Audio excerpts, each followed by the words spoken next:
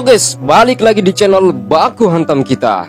Pada video pembahasan kali ini, kita akan kembali membahas Kimetsu no Yaiba season yang ketiga, episode yang kedua. Oke, tidak usah berlama-lama, kita langsung saja masuk kepada video pembahasannya. Pada panel yang pertama, seperti yang kita ceritakan kemarin, sang pilar cinta Kanroji Mitsuri ternyata ada di desa penimpa pedang. Pada scene yang pertama, kita akan diperlihatkan kepala desa pada penimpa pedang ini, yaitu bernama Techi Kahawara Techin. Dia berkata, "Halo, senang bertemu denganmu. Mungkin aku memang orang terpendek di desa ini, tapi pedang buatanku adalah yang terbaik. Sekarang, tundukkan kepalamu sampai menyentuh lantai." Tanjiro langsung menunjukkan kepalanya sesuai dengan perintah kepala desa tersebut. Tanjiro juga memperkenalkan dirinya, "Namaku adalah Kamado Tanjiro, sebuah kehormatan bisa bertemu dengan Anda." Kemudian kepala desa itu berkata, "Bocah yang sangat baik, kemari dan ambillah beberapa kue ini." Tanjiro sangat senang mengambil beberapa kue yang diberikan oleh kepala desa tersebut sembari mengucapkan terima kasih. Kepala desa itu berkata, "Keberadaan Hotaru sedang tidak diketahui. Kami sedang berusaha mencarinya, jadi tolong bersabarlah." Tanjiro sedikit heran, "Hotaru?" Kepala desa itu berkata, "Ya benar, Haganezuke Hotaru, itu adalah nama lengkapnya." Tanjiro berkata, "Wah, namanya imut sekali. Akulah yang memberinya nama itu," kata kepala desa tersebut. Tapi dia terus memarahiku karena menurutnya nama itu terlalu imut. Dia selalu seperti itu sejak kecil. Dia mudah sekali marah lalu kabur entah kemana. Tolong maafkanlah dia." Tanjiro berkata, "Oh tidak, justru akulah yang telah merusakkan dan meretakkan pedang buatannya." Kepala desa itu berkata, "Tidak, kau salah. Itu adalah salahnya karena telah membuat pedang yang bisa rusak. Setelah kita menemukannya, kita akan segera menangkapnya dan membawanya kemari. Jadi kau santai saja." Tanjiro berkata, "Tolong jangan terlalu kasar padanya." Kepala desa itu melanjutkan, "Kudengar tubuhmu masih belum pulih sepenuhnya sehingga kau belum boleh bekerja. Jadi kalau Hotaru belum membuatkanmu pedang sampai kau pulih, kami akan mencarikan orang yang lain untukmu. Permandian air panas kami sangat bagus untuk pemulihan tubuhmu. Jadi silakan gunakan permandian air panas kami agar kau bisa memulihkan tubuhmu." Pada saat yang bersamaan, Tanjiro kemudian menuju ke sana.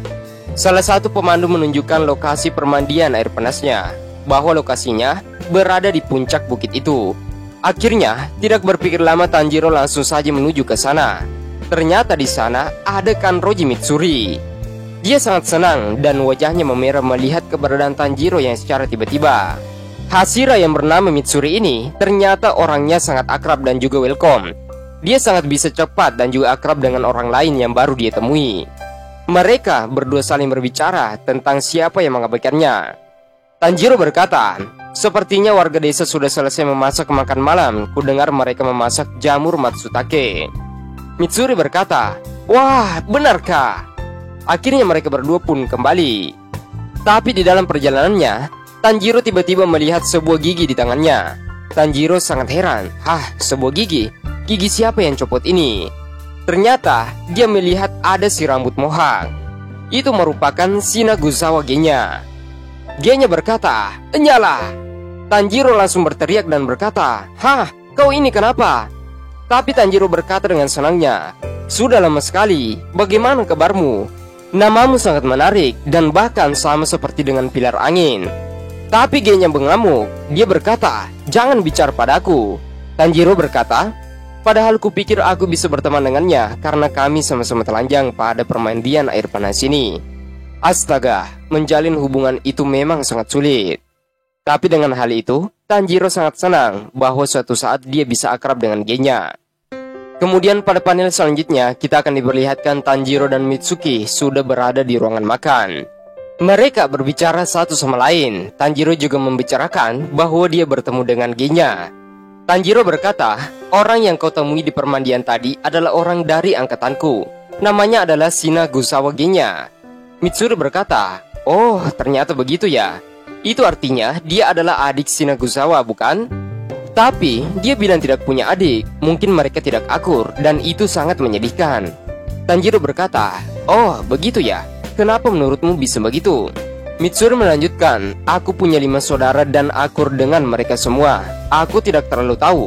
Mungkin Shinagusawa bersaudara memang orang-orang yang menakutkan." Tanjiro berkata, G-nya dari tadi belum datang kemari untuk makan. Kuharap kami bisa berbicara walaupun sedikit. Mitsuri berkata, sepertinya dia tidak datang, dan dia memberitahu para warga dia tidak akan makan. Mungkin dia membawa bekal. Tanjiro berkata, kuharap dia baik-baik saja. Aku akan membawakannya makanan sisa di sini. Akhirnya, Mitsuri dan Tanjiro membawakan makanan sisanya tersebut. Di dalam perjalanannya, Tanjiro berkata dan bertanya kepada Mitsuri, Kanroji-san, kenapa kau menjadi pemburu iblis? Mitsuri berkata, apa? Aku? Sebenarnya itu agak memalukan. Aku bergabung agar bisa bertemu dengan pria yang mau menikahiku. Sudah sewajarnya, seorang gadis suka dengan pria yang lebih kuat. Gadis-gadis ingin dilindungi oleh mereka. Kau mengerti bukan? Mungkin sulit bagi laki-laki untuk memahaminya. Tapi, dalam perjalanan untuk mencari G-nya, ternyata dia tidak menemukan jejak apapun. Tapi di sana, Tanjiro dan Mitsuri bertemu dengan Kakushi.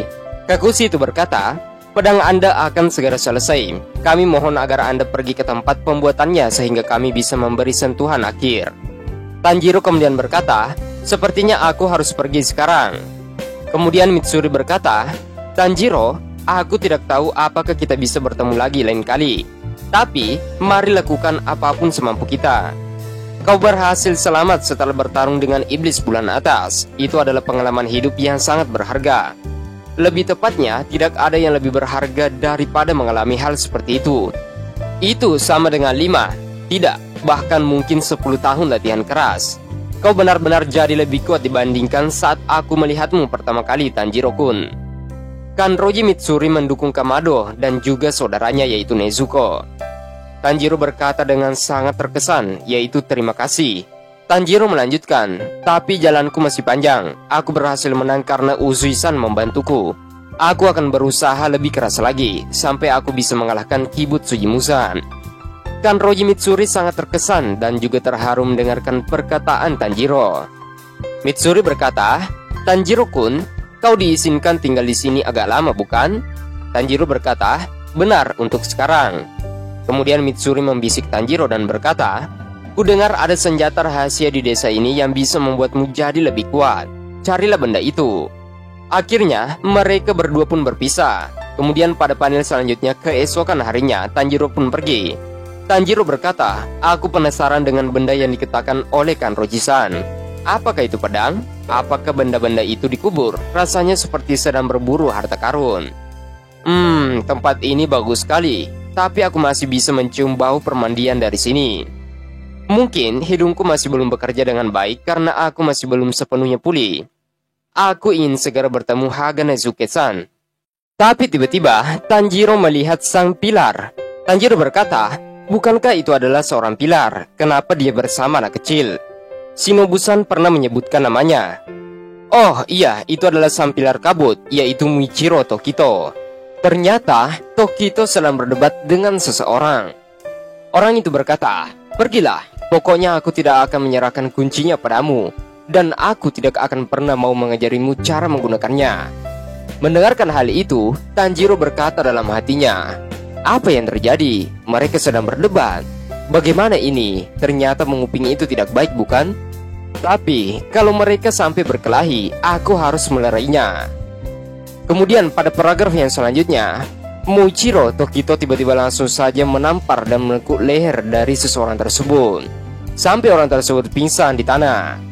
Tanjiro sangat terkejut melihat aksinya. Tanjiro tidak berpikir lama, dia langsung berlari menuju ke arahnya. Tanjiro berkata, hei, apa yang kau lakukan? Lepaskan dia, kata Tanjiro. Muichiro berkata, suaramu itu menyebalkan sekali, siapa kau ini? Tanjiro berkata, apa yang kau lakukan pada anak kecil ini? Lepaskan. Dia sama sekali tidak bergeming, atau tangannya tidak bisa melepaskan baju milik seseorang yang dia pukul tadi. Dalam hati Tanjiro melanjutkan, padahal tangannya lebih kecil dan tubuhnya lebih kurus dariku. Muichiro Tokito berkata, kau lepaskan tanganku. Tapi Tanjiro tidak melepaskan tangannya. Tokito langsung saja menghantam bagian perut dari Tanjiro, sampai Tanjiro terlentang di tanah. Muichiro Tokito berkata, kau benar-benar lemah. Aku tidak tahu kenapa kau bisa menjadi pemburu iblis. Muichiro berkata, aku merasakan sesuatu yang aneh dari kotak itu. Rasanya seperti iblis. Apa yang ada di dalamnya? Apa itu? Kata Michiro. Tapi mendengarkan hal itu, Tanjiro sangat kesal karena tangan Michiro ingin mendekati kotak itu. Tanjiro langsung saja menghempaskan tangan Michiro. Tanjiro berkata, "Jangan coba-coba kau menyentuh kotak itu." Sembari menyelamatkan seorang anak kecil itu, Tanjiro berkata, "Hei, apakah kau baik-baik saja?" Tapi anak kecil itu juga menghempaskan tangan Tanjiro. Dia berkata, "Menjauhlah dariku. Kau tidak terlihat baik," kata Tanjiro, "jagalah dirimu baik-baik." Orang itu lantas berkata, Aku tidak akan menyerahkan kunci ini pada siapapun, meskipun kalau aku disiksa." Kemudian Muichiro Tokito berkata, "Itu sudah hampir rusak. Apa kau pernah merasakan disiksa? Orang dewasa bahkan belum tentu bisa menahannya, jadi itu mustahil. Sepertinya kau hanya bocah bodoh yang tidak tahu diri. Terus, kenapa kalau itu rusak? Tinggal buat lagi, bukan? Pikirkanlah selagi kau mengomel dan menggerutu seperti itu. Sudah berapa banyak orang yang mati?" Itulah yang terjadi jika kalian menghalangi seorang pilar. Beda dengan kalian, waktu milik pilar itu sangatlah penting. Kau akan mengerti kalau kau sedikit menggunakan otakmu. Penempa pedang tidak akan bisa bertarung, tidak bisa menyelamatkan orang juga. Yang bisa kalian lakukan hanya membuat senjata. Cepat, serahkan kuncinya padaku, kata Tokito Muichiro. Sadari posisimu saat bertindak. Kau itu bukan bayi, bukan? Kemudian, Tanjiro masih saja menghempaskan tangan Muichiro Tokito dengan sangat cepatnya. Muichiro Tokito berkata, "Untuk apa kau melakukan itu?" Tanjiro berkata, "Ini rasanya salah. Aku tidak begitu mengerti kenapa. Pikirkanlah juga perasaan orang lain. Sikapmu kejam sekali kepadanya." Muichiro Tokito berkata, "Hah? Aku bersikap kejam? Yang kau katakan itu?" Tapi Tanjiro memotongnya. "Benar, semua yang kau katakan itu kurang lebihnya benar. Tapi meskipun kau tidak salah, seorang penempa pedang itu memiliki pekerjaan yang sangat penting. Mereka memiliki kemampuan hebat yang berbeda dengan pendekar pedang. Kalau jujur saja, kalau mereka tidak membuatkan pedang untuk kita tidak akan bisa apa-apa, bukan? Pendekar pedang dan penempa pedang itu saling membutuhkan agar bisa bekerja dengan baik. Mereka sama-sama bertarung dengan tujuan yang sama. Kita bertarung setiap harinya meskipun di tempat yang berbeda." Muichiro Tokito berkata, "Maaf, aku tidak punya waktu untuk membicarakan hal bodoh itu kepadamu." Muichiro Tokito langsung saja menggunakan jurusnya, yaitu pilar angin. Kemudian pada panel yang selanjutnya kita akan diperlihatkan Tanjiro sepertinya pingsan karena serangan dari pilar angin tersebut. Seseorang itu berkata, "Oh, apakah kau sudah bangun dan kau baik-baik saja? Kau tidak seharusnya bangun dengan cepat begitu." Tanjiro berkata, "Apakah Haganezuke-san di sini barusan?" Orang itu berkata, tidak ada, kau cuma bermimpi." Tanjiro berkata, "Oh begitu ya, pasti cuma khayalanku saja." Kemudian, bagaimana dengan si pilar itu? Orang itu kemudian berkata, "Aku memberikan kuncinya," dan dia langsung pergi. Tanjiro berkata, "Oh, jadi kau memberikannya, sepertinya kau tidak punya pilihan lainnya. Aku tidak begitu mengerti situasinya, jadi aku tidak berhak marah soal itu." Orang itu berkata, "Oh tidak, aku sangat senang kau mau membela orang yang belum kau kenal sepertiku. Terima kasih banyak." Tanjiro berkata, Tidak, aku sama sekali tidak membantu. Memangnya itu kunci apa kalau aku boleh tahu?" Orang itu berkata, "Itu kunci untuk boneka mekanik." Tanjiro sangat heran mendengarkannya. Orang itu kembali berkata, "Iya, leluhurku yang membuatnya, dan itu memiliki 108 gerakan berbeda." Tanjiro sangat terkesan dengan perkataan orang itu. Tanjiro melanjutkan, "Kekuatannya melampaui manusia biasa, jadi itu bisa digunakan sebagai boneka latihan." Ya, tapi boneka itu perlahan memburuk dan sebentar lagi rusak. Kemudian pada saat yang bersamaan, sepertinya mereka mendengarkan hal-hal yang sangat berantakan dan juga berisik, dan sepertinya itu adalah suara pertarungan. Tidak berpikir lama, Tanjiro dan orang itu langsung saja menuju ke tempat lokasi. Pada saat sampai, orang itu berkata, Itu adalah boneka tempur yang dibuat leluhurku dulu, Yorichi Seroshiki." Saat melihat boneka itu, Tanjiro berkata dalam hatinya, "Aku pernah melihat wajah itu. Aku pernah melihatnya di suatu tempat. Siapa yang sedang dihadapi Tokito itu? Dan siapakah boneka itu? Tangannya kenapa ada 6? Orang itu kembali berkata, "Kata ayahku, boneka ini dibuat dengan meniru seseorang pendekar pedang sungguhan. Mereka membuatnya memiliki 6 tangan, agar bisa meniru persis gerakan pendekar pedang itu." Tanjiro berkata dalam hatinya, rasanya aku mengenal dia, tapi aku tidak tahu kenapa. Tanjiro kembali bertanya, jadi siapa pendekar pedang itu? Apa yang dilakukan? Orang itu kembali berkata, maaf, aku tidak tahu detailnya, tapi dia sudah ada sejak era Sengoku. Tanjiro berkata dengan terkejut, era Sengoku katamu? Maksudmu, boneka itu berumur lebih dari 300 tahun. Kenapa boneka itu tidak rusak setelah selama itu? Orang itu berkata, cara pembuatannya itu terlalu hebat, sampai-sampai kami belum bisa mencapai tingkat seperti itu saat ini. Jadi, kalau boneka itu rusak, kami tidak bisa memperbaikinya lagi. Ayahku tiba-tiba meninggal, dan aku tidak punya saudara. Jadi aku yang harus memperbaikinya. Tapi, aku tidak punya bakat untuk memperbaiki pedang atau boneka. Orang itu benar-benar menakjubkan, umurnya sama sepertiku, tapi dia sangat berbakat untuk bertarung. Ya, tentu saja, anak itu adalah keturunan dari pengguna napas matahari. Tanjiro kemudian berkata dan bertanya kepada gagaknya Tokito. Tanjiro berkata, nafas matahari itu adalah nafas asli bukan? Jadi, dia adalah orang yang hebat. Tapi dia sama sekali tidak menggunakan nafas matahari. Mendengarkan hal itu, gagaknya si Tokito langsung saja mengamuk. Orang itu kembali melanjutkan penjelasannya. Mungkin itu ingatan yang diwariskan. Itu adalah pepatah yang ada di desaku. Yang diwariskan itu tidak hanya penampilan saja. Makhluk hidup juga mewariskan ingatan mereka. Contohnya ada orang yang memiliki ingatan melihat pemandangan saat mereka pertama kali menimpa sebuah pedang, atau tahu caranya melakukan sesuatu yang belum pernah dilakukan sebelumnya. Kami menyebut itu sebagai ingatan yang diwariskan. Jadi, mimpi yang kau lihat pasti itu dari ingatan leluhurmu. Tanjiro berkata, terima kasih banyak, kau baik sekali. Namaku Tanjiro. Boleh tahu siapa namamu? Ternyata namanya adalah Kotetsu. Kau tidak perlu mendengarkan gagak yang suka menindas itu.